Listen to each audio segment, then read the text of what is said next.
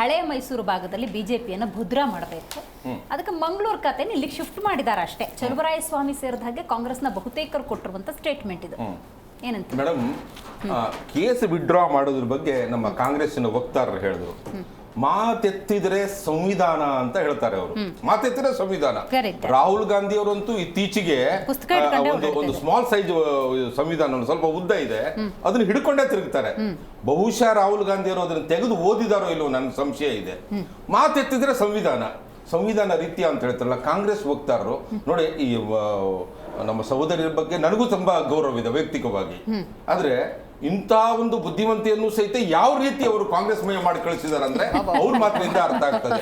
ಈಗ ನೋಡಿ ಹೌದು, ನಾನು ಅವ್ರ ಹತ್ರ ಸುಮಾರು ಸಲ ಡಿಬೇಟಿಗೆ ಕೊಡ್ತಿದ್ದೀನಿ. ವೈಯಕ್ತಿಕವಾಗಿ ತುಂಬಾ ಗೌರವ ಇದೆ ನನಗೆ. ಆದ್ರೆ ನೋಡಿ, ಒಂದು ಒಳ್ಳೆ ಜನ ಕೆಟ್ಟ ಪಾರ್ಟಿಯಲ್ಲಿ ಇದ್ರೆ ಯಾವ ರೀತಿ